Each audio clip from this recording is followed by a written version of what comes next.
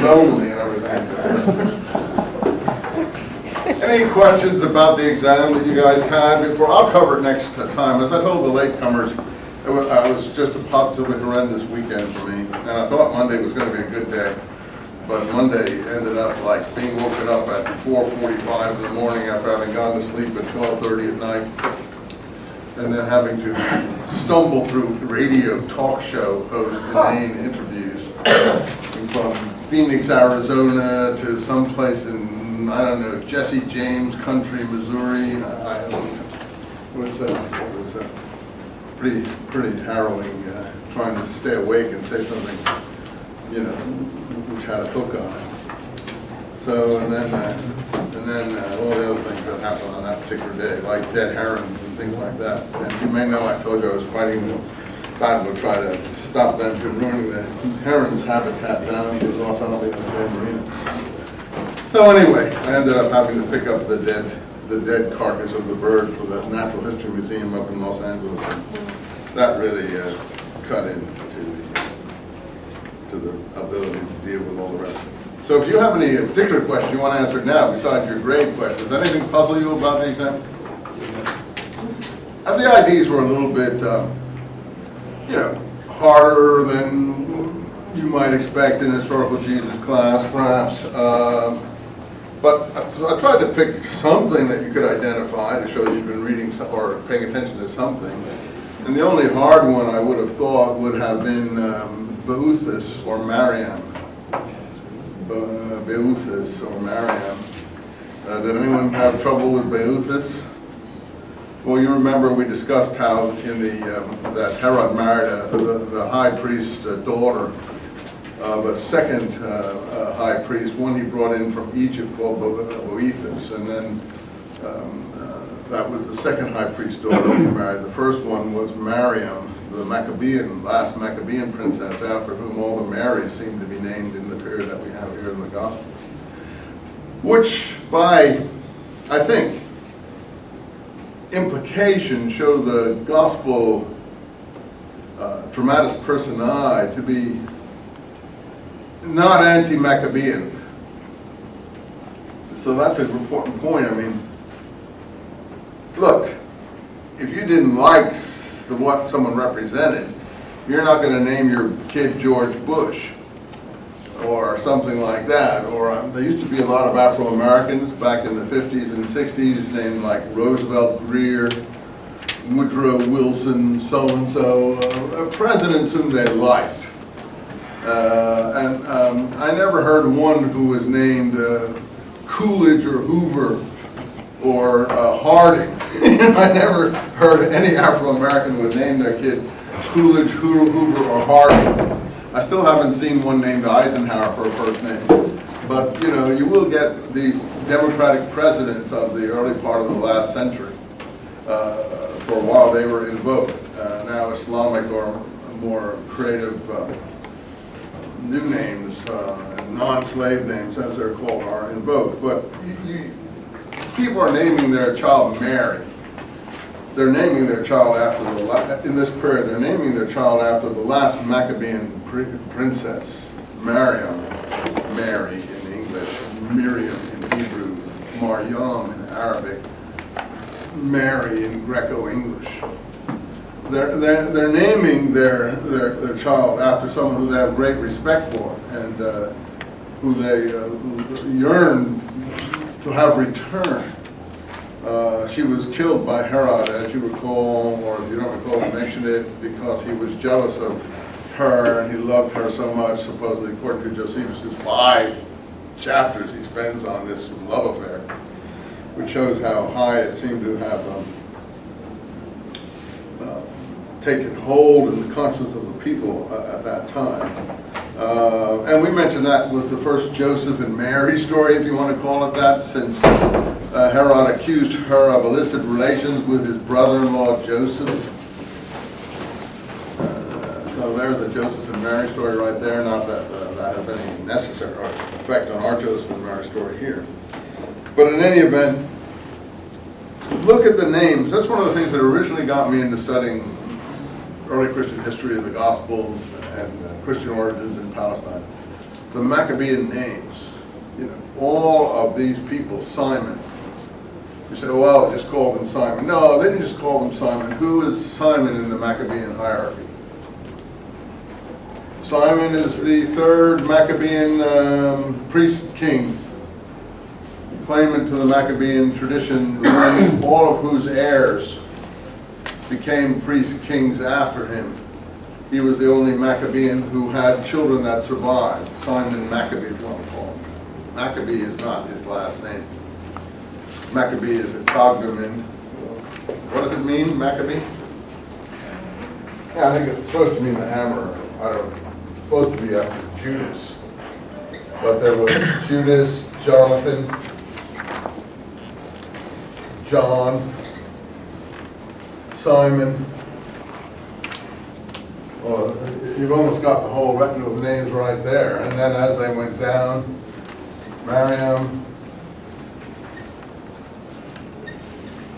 pardon, squeaks, Mattathias,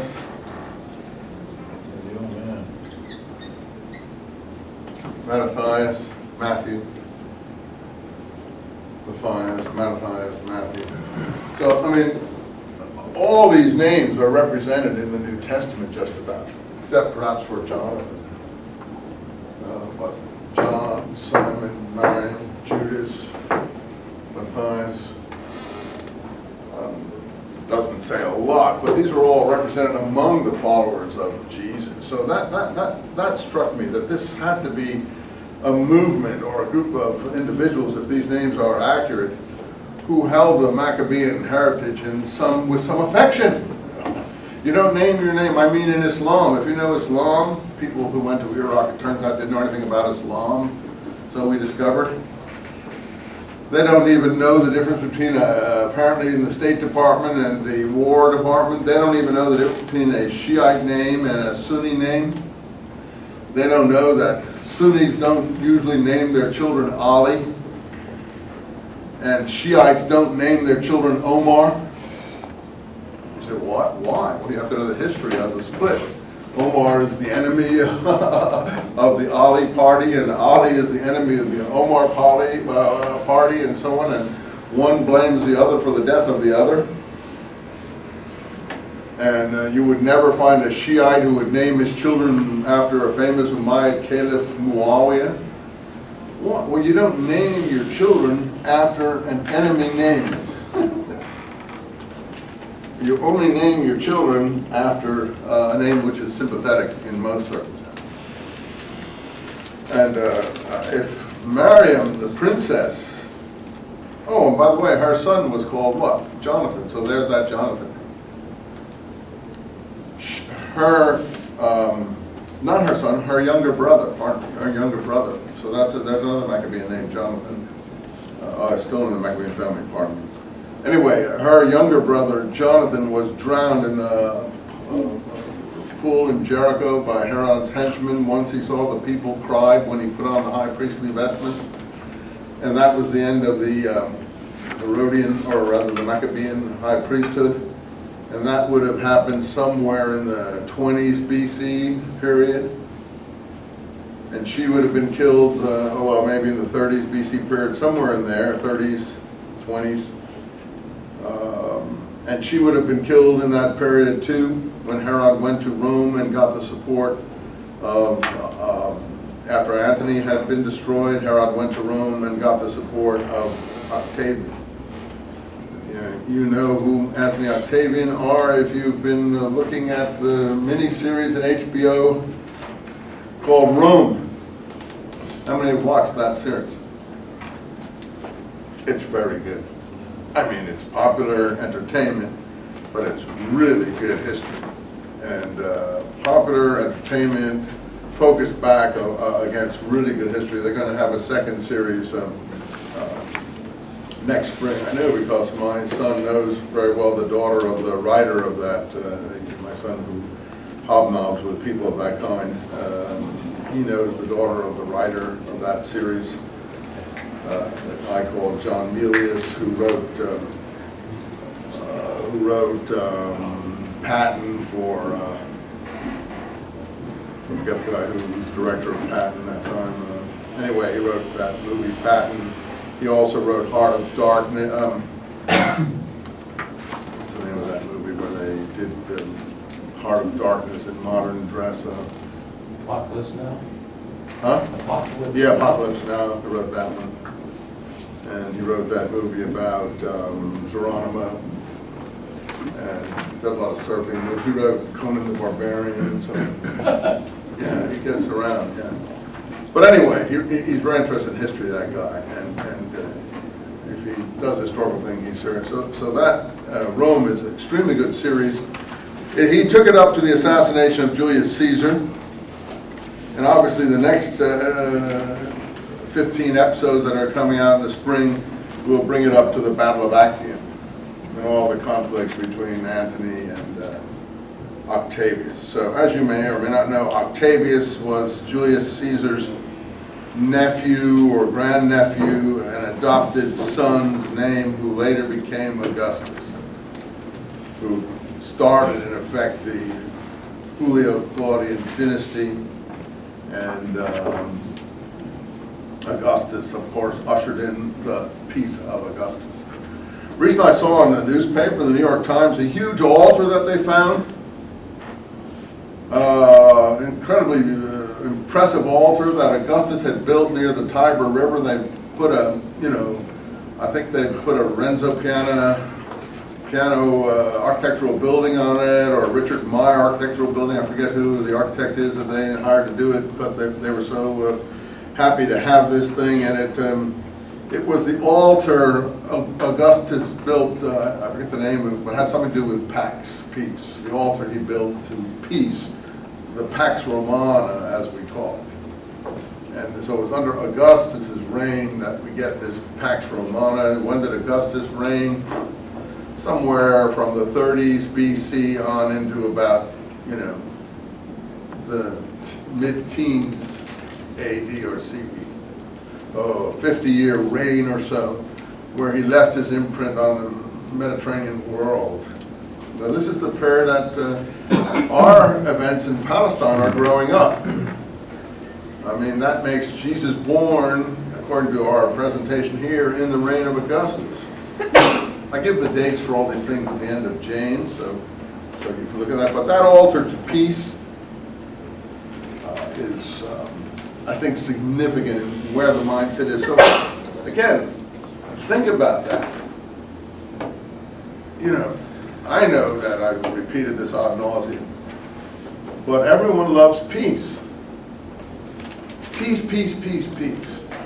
You can never get in trouble for calling peace. Everybody loves you if you say, I want peace. If you walk into the room and say, I want war, it's not a good bedside manner. You're not going to win a lot of friends. I mean, you may secretly want war and call peace, but you're not going to win a lot of friends and influence a lot of people when you just go out there and are what I call a hostile person. So, peace has won the day from Augustus's time to our own time. And you hear all the peace people today out there in front calling peace. No one blames a peace person. Everyone blames a person perceived as a war person. Because you can always, I'm on the side of the angels. I'm good. I'm for peace. Yeah, but sometimes your peace can create an even worse disaster. And that's what the prophet Ezekiel said in his early presentations. How did he put it? I can't remember, but he speaks about those who cry peace when there is nothing but war, he says. Those who cry peace when there is nothing but war. Kill for peace. Okay, I'll leave that one there, but I'm just saying what Ezekiel, I can't remember the actual presentation. It's in the Damascus document from the Dead Sea Scrolls. They're very interested in that passage because in the same passage, Ezekiel talks about the seekers after smooth things, the people who want to make everything smooth, who don't want anything rough. And it's really a play. It's the Darkei Halakot. The Darkei, and I'm not saying about darkness. But Hebrew, they love to pun on words in Hebrew, just like we do in English. You know, Joe Schmo. You know, we love to pun and make fun of things and change the word. And we don't think anyone else did. They loved it too. So we know that, or we think, and I'm sure this is true, that I guess it's really the Darshay Halakot, seekers after smooth things. And we know, or think that we're really talking about just one slight shift in the letter, the Darshay Halakot. Now, you geniuses in Jewish law and history and Talmudic thinking in this classroom, what does this word halachot mean to you? See, halachot means smooth things, but halachot means legal traditions, traditions of the ancestors. The going, halacha means to go, to the way, how the ancestors went. The Muslims picked it up. In Islam, it's called hadith literature, or sharia, ultimately. The Islamic holy law. They have the same thing that I don't want to say they borrowed it. They get angry. They get angry if you say they borrowed anything, even though they borrowed just about everything. But because they have never studied anything that came before them, so they haven't got a clue what they borrowed. But this whole system of sharia is totally based on the Israel Talmudic halacha. Sharia means street, halacha means street too. In the rabbinic Judaism is based on what they call halacha, the law, the legal traditions that make up the law. And to get the legal traditions that make up the law, you have to do halachot. So that passage in Ezekiel is used to heap abuse on the people seeking legal tricks to get around certain, definitive pronouncements of the Torah or the law of Moses according to what was put down in the Torah. That's how they see it. For instance, take the Herodian family, for instance. What would it be in the law of Moses that would be moving to a bin Laden type zealot in the law of Moses? Bin Laden thinks that he's a Islamic zealot against foreign influence in the Arabian Peninsula, and therefore he can make war on us because we came to help them in the Arabian Peninsula. It's a little bit screwed up, but that's what he thinks, or something of what he thinks. So, but it's a good thing to work the mass up from, Algeria to Malaysia. And, the unthinking, emotional mass that's just ready to be incendiary at a given moment. People think you can, if you're kind, you'll stop the mass from being incendiary. No, you won't stop the mass from being incendiary because the mass is looking for excitement and meaning in life. Your kindness doesn't give them any excitement and meaning at all, so that's not going to move them one way or the other. If someone comes along and tells them there's something that they should get excited and worked up about, that's going to be a meaningful thing for them. So until you can alleviate the world economic situation, which we're not going to do in any time over the next 200 years, this is a real serious problem. We can't make the haves and the have-nots and the have-nots equal, in the short run very easily. Never mind. The point was that what is the Herodian family doing that could work up the extremists in Mosaic law? Well, one thing that they're doing is marrying nieces, as I told you, and that may be one of the complaints of John the Baptist against them. It's in the Dead Sea Scrolls. Another thing is that they're multiplying their wives. You say, well, the Bible says you can multiply your wives, but the Dead Sea Scrolls reinterprets the Mosaic law to mean 2 by 2 they went into the ark. And particularly where the ruler is concerned, you are not to multiply wives. And then, finally, the Mosaic law says you shall not put a foreigner over you. It's in Deuteronomy. And that's a positive commandment. It's repeated in the Dead Sea Scrolls and the Temple Scrolls. So you shall not put a foreigner over you. Then all the extremist groups say, well, these are foreigners. Roman governors, Herodian princes, kings, whatever their pretensions. They're Greco-Arab people. They're not one of us. And then finally, of course, the temple scroll from the Dead Sea Scrolls has, you shall marry one wife and only one wife your whole life, and that is the ruler shall marry one wife and only one wife, his whole life, and she shall be Jewish. Now, I'm not advocating this. I'm just telling you what the extremists responsible for documents like the Dead Sea Scrolls thought. So they also were very enamored of these passages in Ezekiel. So what were the seekers after smooth things seeking? Now we think the seekers after smooth things in the Dead Sea Scrolls are the Pharisees. So now you can group like-minded people who have the same, like-minded groups that have the same enemies together as allied or as part of an axis, not an axis of evil necessarily, but an axis. So for instance, the people crying peace when there was no peace, the peace party in Palestine, certainly were the Pharisees. That's not how they're portrayed in the Gospels. Because in the Gospels, the Pharisees are opposed to Jesus, who's also preaching peace. So there's a disconnect there. How can two parties looking for the same thing have a problem with each other?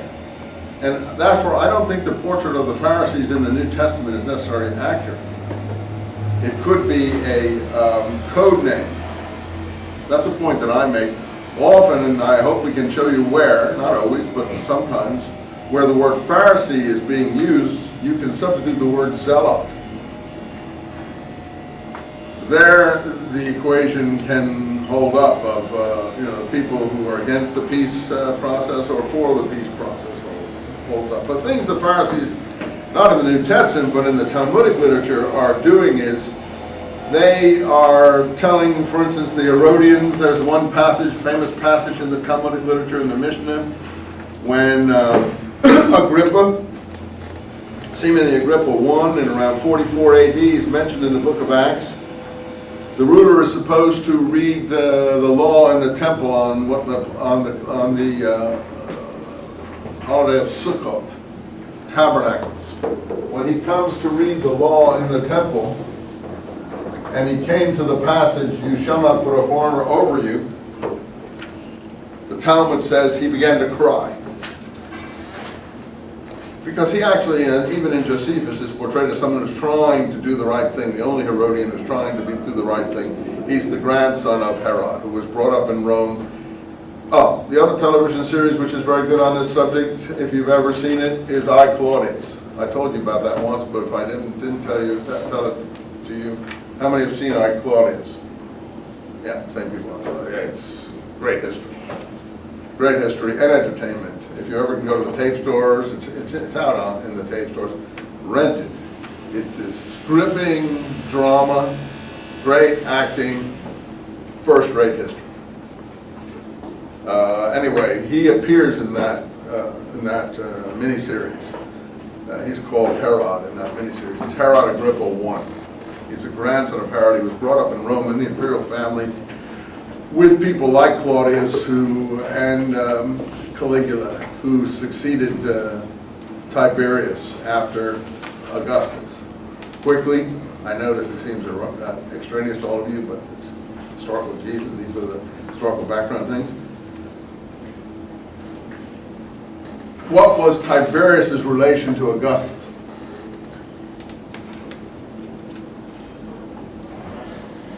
Yeah. Well, he was Livia's son. Right. And so Livia was stepson. Octavius Augustus's favorite wife that he finally got. Yeah, so he was a stepson. Yeah, she had control over him, and that series portrays her as demonic, right? Poisoning every. I mean, he's portrayed as a total not a loser, but someone who is completely henpecked, doesn't know what's going on half the time. And she's just poisoning all the people he actually loves, people who are actually related to him, to make way for her vile offspring to succeed. And she succeeds. And it's done in the name of Claudius, who is one of Augustus's actual relatives, not through her, but through, I think, his daughter or something. In any case, they call him Caca Claudius because they show him as a simpleton. That he's was known to be have a club foot or something like that, and he couldn't, you know, he had a limp when he walked. And so it portrays him as purposely looking like he was no threat, so she wouldn't eliminate him. And he succeeds in that. And that's why they do it through his eyes, because he succeeds in surviving all her, because he acts like nobody would ever want to make him emperor. And when he becomes emperor, he actually becomes the most sympathetic emperor of all for a while, until he too gets henpecked. What's his fate, do you know? He has this wife who's again not the mother of his children, the mother of Nero. And she wants Nero to become the next emperor. I forget what her name is. What's her name? Mussolini. Messalina, thanks, really good, yeah, Messalina. Anyway, she was reputed to have competed with the prostitutes and the brothels and beat them at their game, according to but the Romans loved to write gossip. You'll find this in works by Suetonius. In any event, she ultimately got him, poisoned him or did something to him, and you know, he was done in the end and made way for Nero. And Nero's gratitude to his mother was what? He had his mother sunk in a ship when she was going to some island or something like that. And I think she survived that sinking, and then he went out and had her drowned anyway. I shouldn't laugh. These are really nice people. This is why the revolt in Palestine occurred. It occurred in Nero's reign. You know, here are these, call the Jews whatever you want to call them, various parties. They're totally puritanical. They're like, wouldn't even look on naked flesh without like covering over. They had a horror of menstrual cycles and things of that kind of thing. You know, these are people that, you know, haven't got a clue about sex at all, you know, and run a mile when they see it. And here are these totally lascivious and licentious and depraved Roman officials and emperors ruling them. Well, it sent them into paroxysms of frustration and anger until finally it all broke out in '66 with this doomed revolt against the might of Rome. And yet they all eagerly ran into it. And Christianity was the product of that. That doomed revolt paved the way for the survival of Christianity, the more peaceful messianism. So you have to understand, this was a messianic revolt. So when that was doomed, the more accommodating messianism went through. You say, well, wasn't there a more accommodating messianism? That's the whole subject of my book, the New Testament Code. You'll have to decide that. I don't think there was one. Because I don't think more accommodating messianists get crucified. You know, so in fact, someone had to explain away the crucifixion of Jesus. That's what the Gospels are about. To present Jesus as a representative of the more peaceful messianism, and his crucifixion having something to do with the perfidy of the Jews. That's really what the authors have in mind. Now, did it happen? That's the question for you, the jury, to decide. That's what the historical Jesus is all about. You've only got 2 or 3 Jesuses you can have. You can have a militant, apocalyptic, revolutionary Jesus. You can have a pro-pax Romanum, accommodating Jesus, who advocates paying taxes in Rome and so on and so forth. Or you can have somewhere in the middle. And then, you know, I don't want to pass judgment on that, but you know I have in my mind. But I'm fair. I don't want you to necessarily follow me, so I've said that enough times. You do understand. So in any case, the rabbis in this particular episode, I got back. I usually saw myself off and don't get back, but this time I did. The rabbis in this particular episode with Agrippa I, why is Agrippa I crying? They all yell out 3 times, like 3 times the cock crows in the gospel portraits of the trial of Jesus. They all cry out, "You are one of us! You are one of us! You are one of us!" And that's in the Talmud. A very important, I think, historical episode in the Talmud. Why is he crying? Agrippa I, the one portrayed in, I got back where I started, in I, Claudius. as Herod. Why is he crying? And why do they cry out, "You are one of us"?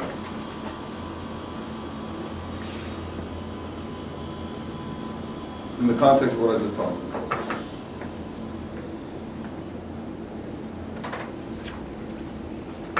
Nobody knows?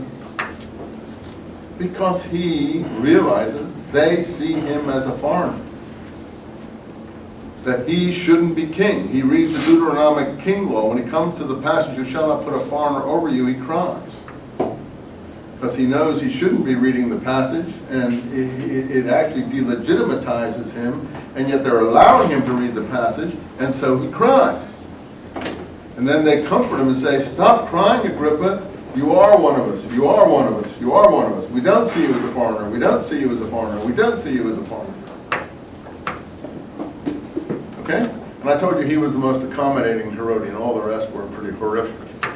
But, you know, in terms of Palestinian life, community, and national feeling, identity. Okay, so the Pharisees then are seeking accommodation with the powers that be, then and even today. Rabbinic Judaism, you may or may not know, are the descendants of the Pharisee party. The Talmud is the legacy of the Pharisee party. How come? How come? What happened to all these other parties? They're so rich in this period that we have here. Sadducees, Essenes, Zealots, Sicarii. Where did they all go? How come now all Jews are one or another kind of Pharisee? And therefore, perfect thing for Christianity to beat up on. The Jews are like blind men falling into, you know, punch-drunk fighter falling into the next punch. They have no idea where the blows are coming from and why, because they don't know what they've done to, plus they accept all the stories about them, they accept all the gospel stories about them, because they assume they all must be accurate and so on. If everyone always talks about them, they assume this must have happened like this, etc. They don't do the historical Jesus, they run away from it. The rabbis pull a curtain down over it. They feel, oh, if we do this study, everyone will become a Jew for Jesus. And so on and so forth. I can't go into the mentality of the Jews, but basically, they're all sort of one or another kind of Pharisee and accept all of the traditions, not in their own literature, about what they've heard, but they are the party of, they are the descendants of the Pharisee party. How did this happen? Who can explain that quickly so that we can get our before going back to the Gospels? I know you want to get back to the Gospels, but this historical information can help, you know, fill in the whole panorama of what we're dealing with here. How did the Pharisees become the representatives of Judaism? Are they representatives of Judaism in this period? Well, they're portrayed as being the representatives of Judaism in this period, but they obviously are not the only representatives of Judaism in this period, and they don't even seem to be the popular representatives of Judaism in this period. They are people who the Herodian family promote. They are the party of Judaism that's willing to live with the Herodian family. Which brings us back to seeking after smooth things. They take halachot and turn them into halakot. They take Mosaic legal traditions, "You shall not put a foreigner over you," and turn it into halakot, "You are one of us, you are one of us, you are one of us." And in addition, they say things like, you know, niece marriage is not bad. Now, the banning of niece marriage by the extremists in the Dead Sea Scrolls, now we have their literature, didn't have it before, so we know about these things, has to be aimed at the Herodians. How come? Well, if you look at the genealogies in the back of my books, you'll see that the Herodians, like Arabs, in fact, all over the Middle East, even today, marry their close cousins and nieces. This is tradition in in the Arab world, not the Islamic world, in the Arab world. In Baghdad, I recently read a couple of weeks ago or so about this one fellow, I forget what it was, whether he was the American translator, guy that got kidnapped, or one of the other people anyway. He came back and they presented him with his cousin or whatever it was, and he married her. You know, this is just expected. She has first dibs on you as a husband. And the Dead Sea Scrolls reject it. on the basis of some parallel. It's in the Damascus document, and they say she is near kin, she said, and there's a ban in the Old Testament on marrying near kin for men, and it said the laws of men also apply for women too, and so on. There's an argument in the Damascus document. You can see it. It's in column 4 and 5 on that particular subject. Very modern sounding legal argument. It said, Josephus said, and Herod promoted Polius and Sameas, Hillel and Shammai, the 2 Pharisee fathers, who thought better of him than his mortal nature allowed, and while he killed all the other members of the previous Sanhedrin, which must have included Sadducees, either compromising Sadducees or extremist Sadducees. I go into the 2 parties of Sadducees in my Maccabees, Anarchist, Christians, and Qumran book, and I show that there, just like there are, opposition and establishment parties in almost all these groups, there are opposition and establishment Sadducees. Who are the establishment Sadducees? The pro-Herodian Sadducees. That's who we were just talking about. The pro-Herodian Sadducees would be the Bethusians, the ones who were brought in with the high priest Boethus. The opposition Sadducees are the Dead Sea Scrolls, because the Dead Sea Scrolls say we are the sons of Zadok. Sons of Zadok is what the Greek term Saduki is trying to approximate. That's a Greek term. Zadok goes into Zaduk. And Zaduk, one who is a Zaduk, is a Zaduki. A supporter of Zadok is a Saduki. So the scrolls certainly are not a compromising Sadducee group. They're an uncompromising Sadducee group. But I say in my work, they're Messianic Sadducees. Well, that's not even in the New Testament, that part. Why isn't it in the New Testament? Because I think that the Christians being portrayed in the New Testament are the Messianic Sadducees. And we also call Messianic Sadducees, to some degree, Essenes. Why aren't Essenes mentioned in the New Testament? Because the Christians of all the parties are most like the Essenes. But Professor Eisenman, you said that the Essenes were peaceful. No, I didn't say that. That's what the rank and middle of scholarly opinion says. But Josephus, if you read him carefully, makes it very clear. The Essenes participated in the war against Rome. So they can't be peaceful. And he says they distinguished themselves by their outstanding courage, that they were willing to undergo any form of torture during our late war with the Romans, even unto death, rather than eat forbidden foods that the Romans tried to force down their throats. Well, what would we call those in Christian terminology? The first martyrs. People who undergo torture for their beliefs and suffering unto death. That's martyrs. So the first martyrs, I believe people in Rome saw these people as Christian. I don't think they called themselves Christian until Paulinism took hold. Paul, I think, in the book of Acts, is the first Christian, in the sense that the book of Acts says Christians were first called Christians in Antioch in Syria. That's around Acts 10 or 11. In the mid-50s, in the middle of Paul's missionary activities. If they were first called Christians in the mid-50s, in Syria, northern Syria, wherever Antioch was, what were they called in Palestine? Does that make any sense to you? I mean, they had to have a name previously. If there was such a movement previously, I think in Palestine, as I make clear in my latest book, they were what we would call Essenes. Now, there's another Christian writer, other than Josephus and Philo, who talk about Essenes. Philo talks about Essenes in Egypt. They are a different group. They are very Gnostic and quite pacifistic, but they're not the Essenes of Palestine. They're what he calls therapeutai. And the therapeutai means healers. They had pretense like Jesus in the scripture to being healers and things like that. I think that the Gospels are highly influenced by Alexandrian Philo type work. In any event, there's another I've told you about description that most people ignore, and I think it's extremely important. I told you about it previously, but I can't emphasize it enough. He writes books on the sects. He is a 2nd century Christian writer in Rome. Now, we don't know if this manuscript was found recently, about 200 years ago, in Mount Athos in Greece, by some Western scholar, and it's attributed to Hippolytus, who lived in the 100 to 200, late 100s, early 200 period. And it has a section on the Essenes, and most of it repeats Josephus almost word for word.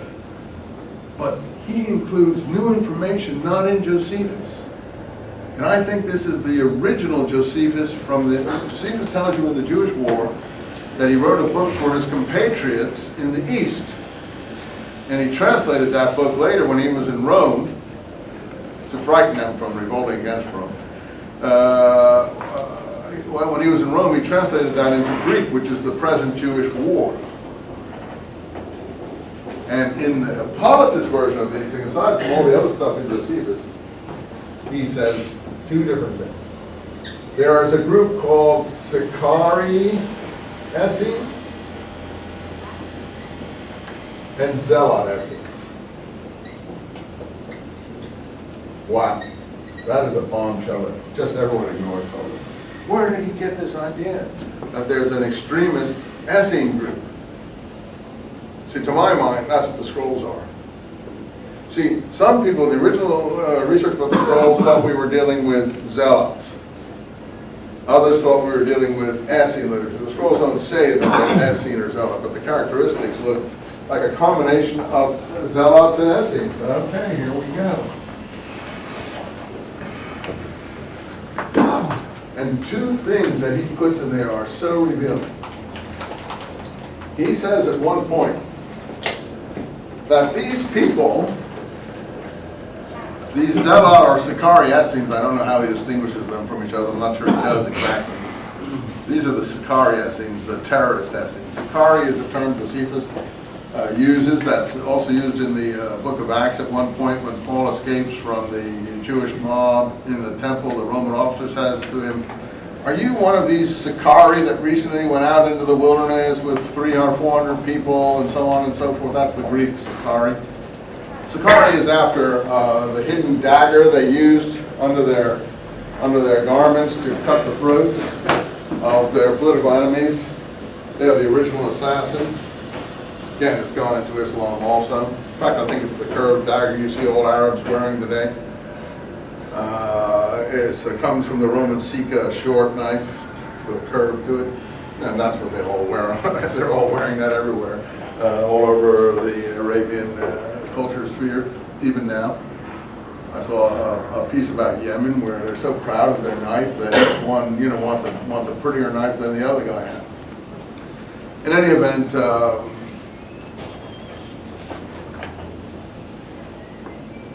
I don't think these were just carrying that knife for that purpose. In my new book, I tell you that Christian literature speaks about a Sicarius.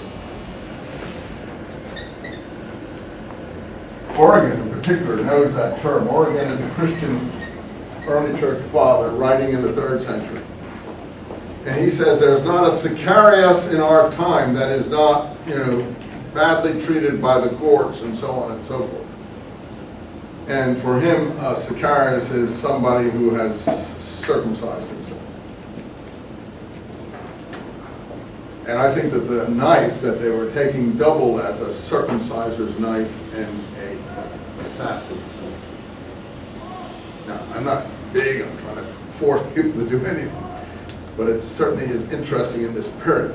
So now we go back to Hippolytus says that the Sicarii or Zealot Essenes, if they hear someone talking about the Torah of Moses, who is not circumcised, I'm not saying that these are not nice people. We are not nice people all around here. It's not all liberal age here. Who is not circumcised, why would they want the person to be circumcised? Because the sign of adherence to the covenant of Moses is circumcision. How can you talk about the covenant of Moses? They're saying if you've not first come in under the covenant of Moses, the first, so it isn't as extreme and silly as you may think, the first sign of the covenant of Moses for a male is circumcision. Now, I'm not saying you should or shouldn't do that. But these people say you can't, just like Muslims today say, you can't talk about Muhammad or we'll lop your head off. Right? They're saying you can't talk about the law of Moses, so that they would offer that person a choice on circumcision or death. That's what we still have in Islam. It's like going down the streets of Baghdad or Afghanistan today. In any event, so I say, so none of this is original in Islam, is what I'm trying to say. This period is so rich that we're dealing with. So, you see, that wasn't in Josephus. Who would be an example of that? Paul. Paul was talking about the law. They would want to be sure that he was correctly an adherent of the law before he could discuss the law, and that his followers would be such. And Paul says that he has, in Book of Acts, he says that he had Timothy circumcised, or Titus, I think it was Timothy, circumcised, so he could go on his travels with it. He actually says that in the Book of Acts. Otherwise he wouldn't be acceptable. And then Paul says in Galatians, and when the party of the circumcision came down, well, who were the party of the circumcision? Not just Jews. Those demanding circumcision before you can talk about these issues relating to the law of Moses. And who's the head of the party of the circumcision according to Paul? Jesus' brother James. Who Paul refers to, and so does Peter in 1st and 2nd Galatians. That's why I read you that material. Now, if James is the party of the circumcision, is he the party of the Sicarians? In my view, he is. That's what Paul is implying. And then Paul spends the rest of Galatians so upset about circumcision, he almost goes crazy. By the time of chapter 4 and 5, he says, tell those who are troubling you, I wish they would cut themselves off. And I told you what that meant, cut their own gonies off. Really ribald, but very painful joke. Okay. That's one thing Hippolytus says. So to me, that's really, and the other interesting things that he says, Hippolytus, he talks about the Essenes taking part in the recent war with the Romans, the Sicarii, Zealot Essenes. By the way, who was responsible for retreating to Masada and doing the suicide there, if you all know anything about that episode? You know, while the war was going on, one party of Zealots had their leader killed. He was a descendant of Judas the Galilean early on, the one who started this whole movement. And Josephus tells you that at some point they were assassinating high priests in the 50s. And I told you they assassinated the brother of the Ananus that took part in the trial of Jesus. And the son of the Ananus who took part in the trial of Jesus. And the brother of that Ananus, Ben Ananus, who was responsible for the death of James. Now, why would the Sicarii be on the same side as the James? You follow me? Why would the Ananus Ben Ananus take vengeance on James, presumably for having the death of his brother Jonathan?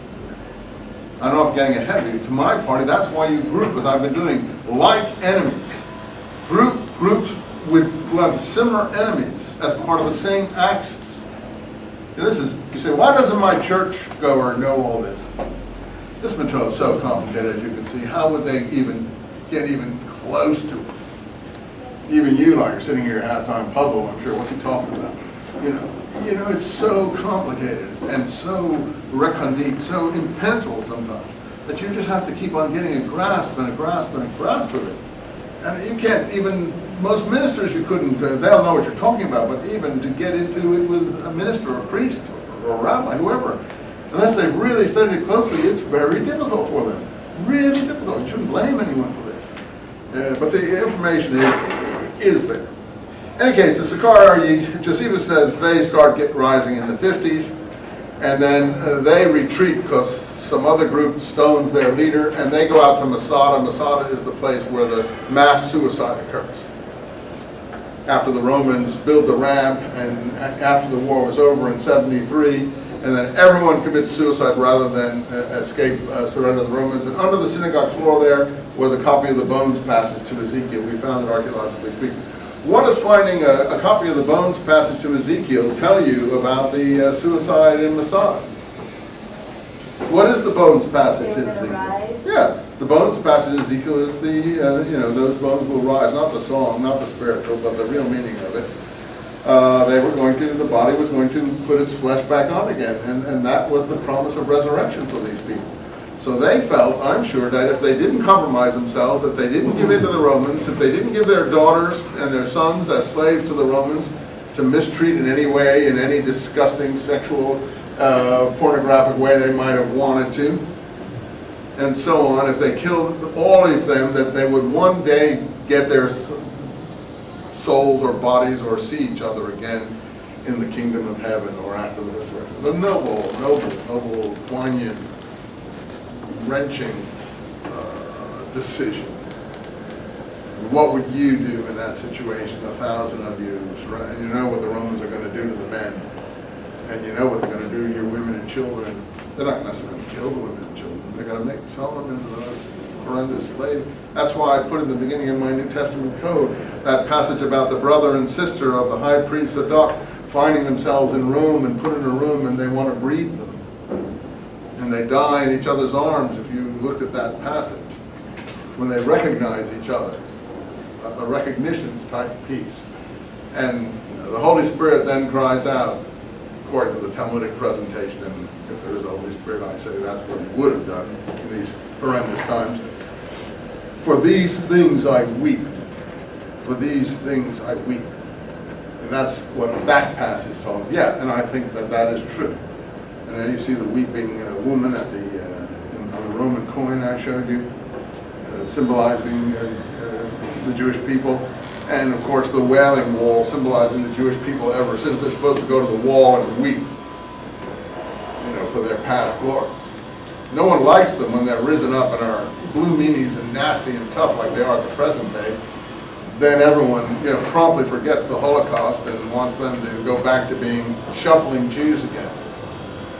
Nobody likes those kind of Jews who aren't like that. Even the Israelis don't like each other because of that. So even the Jewish community is torn with that. But forget that. So the second thing is that those who took part in our late war, were willing to undergo any torture rather than, what do the normative Josephus say? Eat forbidden foods, right? Hippolytus says, rather than eat things sacrificed to idols. Why is that important? Why is that crucial?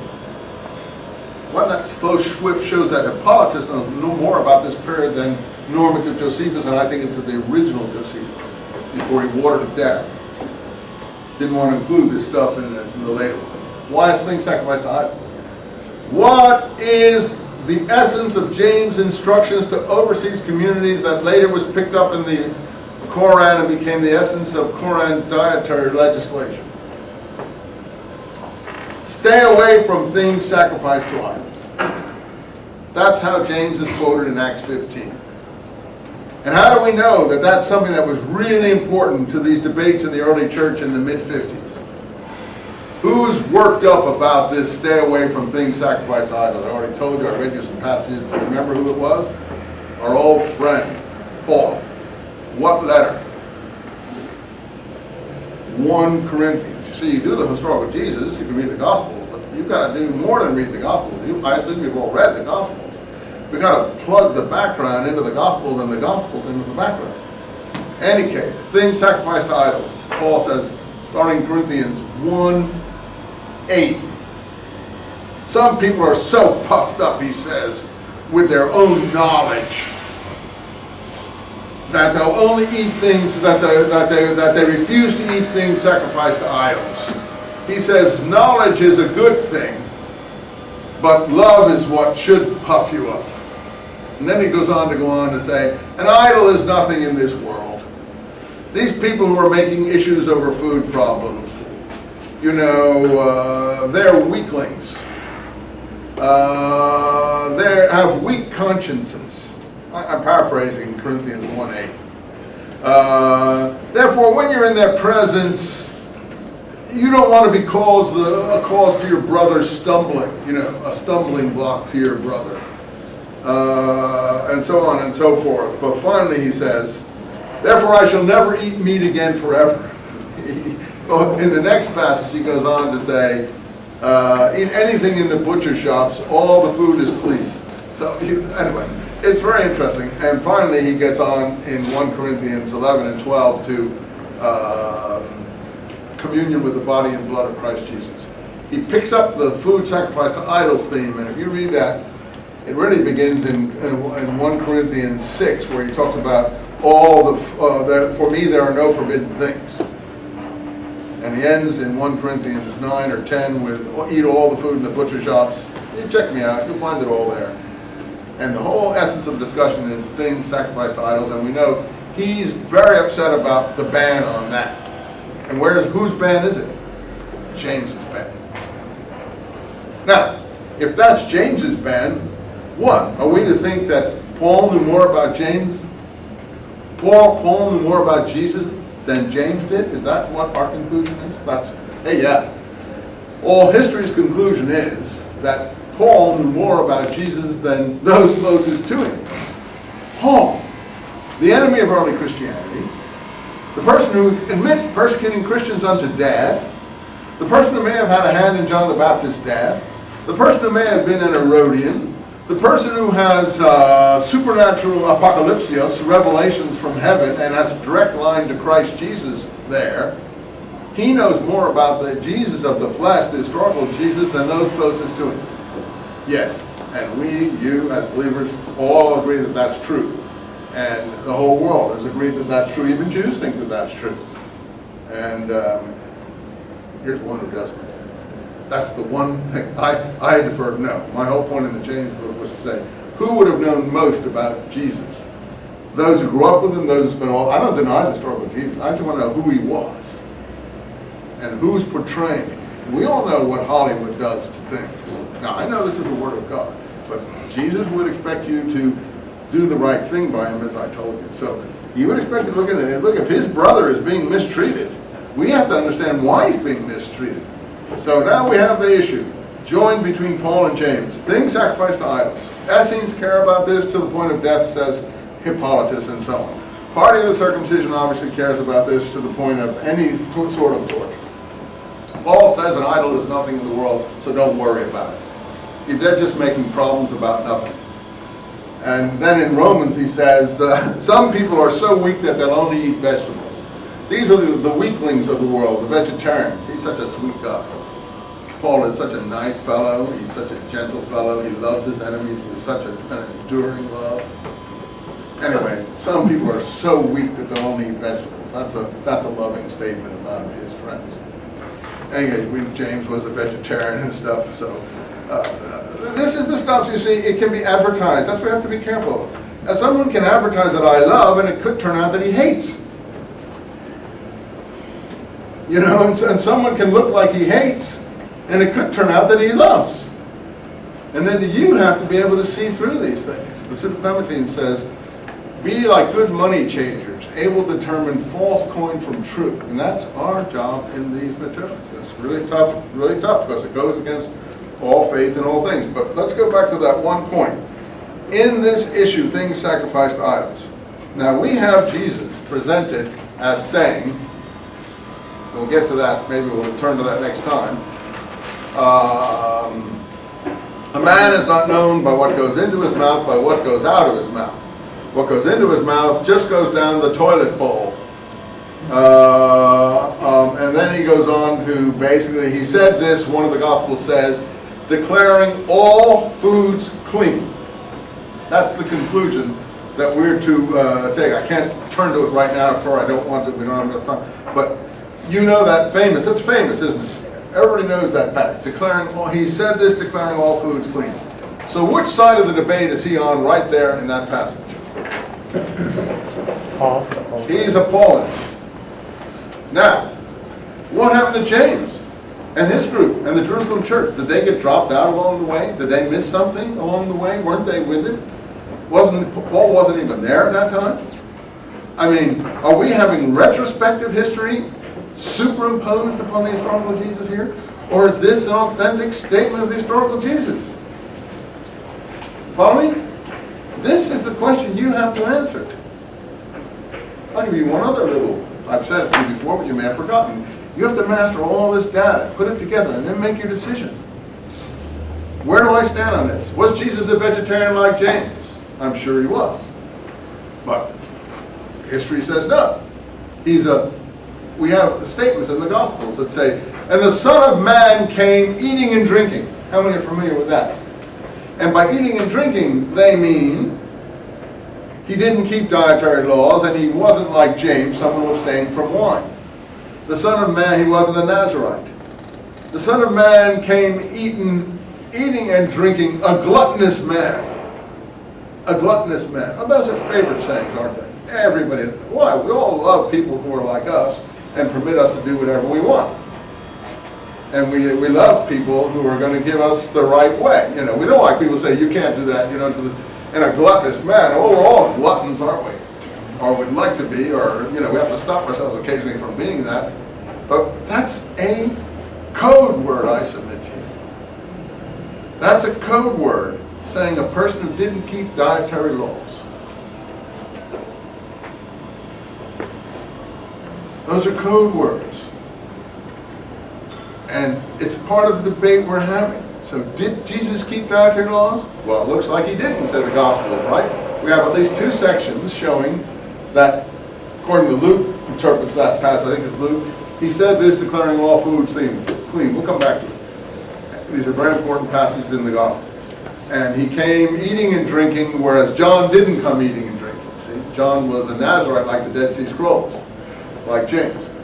But Jesus did come eating and drinking. So Jesus and James are total opposites, in effect. Jesus is Paul, or like Paul, God forbid. I don't want such a statement to come from my lips. That would, to me, be sacrilegious. For you, it wouldn't be. For me, it would be a sacrilegious thing to say that Jesus was like Paul. But in any case, that's something for you to turn around. I have prejudices, and I apologize for them. You're the judge. Okay, what's the final thing to me that gainsays this whole picture that we have? I told it to you before. The Book of Acts. Quite a mythological episode in the Book of Acts. But what happens in the Book of Acts that shows you Jesus never regulated the issue of dietary matters? It isn't like that. Peter, right. Peter doesn't know it, or is portrayed as not knowing it. And this is a pro-Paul book, let's face it. So, you know, what happens is Peter is being visited. You remember, he's on the rooftop in Joppa. He's just been sent out on the first missionary journey, by whom I'm not sure, James or himself or whatever. He's confronted Simon Magus and Caesar in Samaria. And then he's on his way to Lydda, and then he goes to Jaffa. And a Roman centurion from the Italica regiment. I give you pictures in my book of Italica in Spain. It's a totally voluptuous, you know, Romanized place, the birthplace of Trajan and Hadrian, total enemies of the Jewish people. Trajan's father fought in the war in Palestine. Trajan's father is mentioned as a distinguished Roman centurion or soldier in Palestine. You can look him up in a good index of Josephus. They came from Italy in Spain. Okay, to my mind, this is an episode meant to ingratiate themselves with the Italica people, the southern Spanish Roman city near modern-day Seville, where these later Roman emperors came from, Nerva, Trajan, and Hadrian. Hadrian was responsible for the second war of 136, which was worse even than the first war in Palestine. In any event, Peter is portrayed as standing on a rooftop. Meanwhile, the Roman centurion in Caesarea is sending his servant to him because the Roman centurion prays all day, he fasts, he does good works, he gives charity to the whole Jewish people. And you know, that just makes me laugh, I have to tell you. That to me is what I would call, you know, disinformational literature. But you may take it as the little word of God, and you'll have to decide who's right there. I mean, there's two ways to take it: word of God or disinformation. Because the centurions that I already told you, the Caesarean legionaries were known as the most brutal in Palestine and voted the people to revolt, and even after the war, you'll find it in Josephus, Vespasian banished them from Palestine because he blamed them for starting the war in the first place, for being so cruel. And this is a centurion from Caesarea of the Italica region. Okay, fine. Anyway, he does many good works of charity for the Jews, and he prays to God all the time. I can just picture this rough, tough Roman centurion doing these things. Maybe such a person exists. In any event, he sends a servant to see Peter. Peter doesn't know he's coming, but he's on the rooftop, and a tablecloth comes down from heaven, obviously a mythological episode, with all the forbidden foods on. We discussed this. And a voice cries out from heaven as the tablecloth is unfurled with all the Jewish forbidden foods on it. Eat, Peter, kill and eat. And of course, as usual, the voice cries out 3 times, just like Peter in the courtyard. And then Peter says, no, Lord, I have never eaten anything unclean, nor anything profane. And then finally the episode says, what the Lord has permitted, let no stop. Now, how many are familiar with that episode? I hope a few of you are, yes. Okay, I don't know how it rings to you, true, accurate, mythological, that's your decision to make, but that tells you something. Peter then concludes, I now know that I should not call